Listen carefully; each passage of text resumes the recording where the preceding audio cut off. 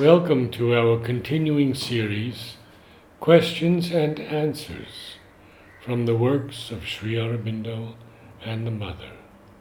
Faithfulness, Part 1, from the Mother. Faithfulness, we can count on you. You never fail us when we need you. Incorruptible faithfulness, nothing can turn you away from the duty you have chosen. This is faithfulness, to admit and to manifest no other movements, but only the movements prompted and guided by the divine. The strength is always with you, to be always faithful to the divine will. 2nd June, 1935.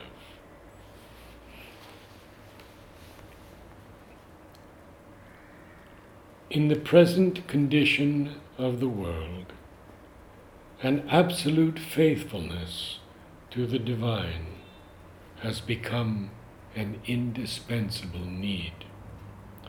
Surely, when unfaithfulness prevails all around, it is time to be truly faithful and to stand untouched and unmoved in the storm.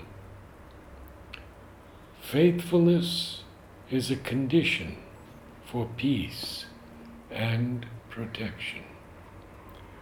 5th August, 1955. Without faithfulness in one's consecration to the divine, there can be no peace in the heart.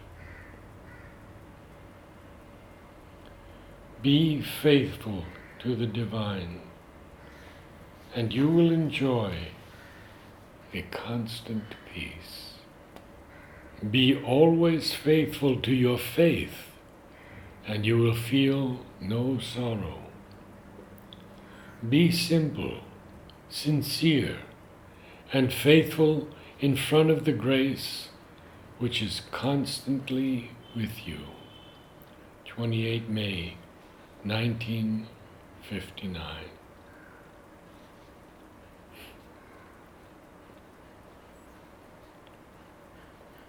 There is a point where all the virtues are united. It is a point that goes beyond the ego. If we take this faithfulness, if we take devotion, take love, the meaning of service, all these things, when they are above the egoistic level, they meet, in the sense that they give themselves and do not expect anything in exchange. And if you climb one step higher, instead of its being done with the idea of duty and abnegation, it is done with an intense joy which carries within itself its own reward, which needs nothing in exchange, for it carries its joy in itself. But then, for that you must have climbed quite high, and must no longer have that turning back upon yourself, which, of all things, pulls you down lowest.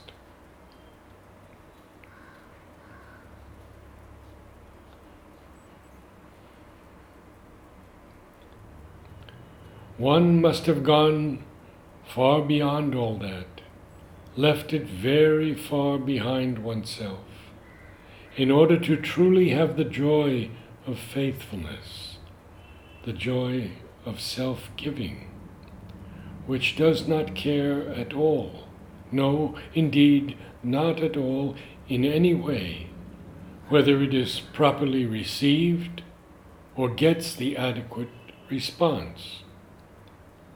Not to expect anything in exchange for what one does.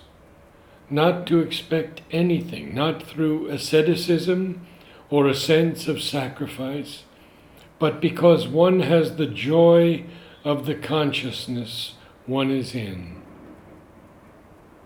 And that is enough. This is much better than all one can receive from whomsoever it be. Here are the flowers Mother named for faithfulness.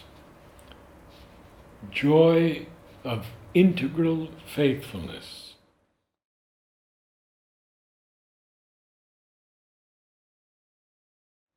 Mother's comment, that link of love which makes all faithfulness so easy.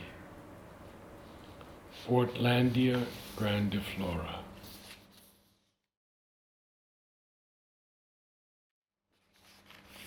Peace of integral faithfulness. Be faithful to the divine, and you will enjoy a constant peace.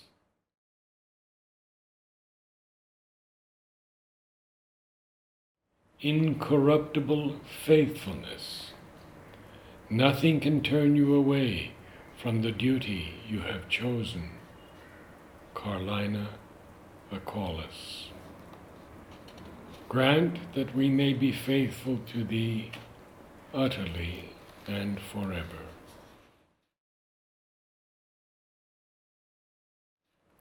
Faithfulness. Quisqualis indica, the Rangoon creeper. We can count on you. You never fail us when we need you.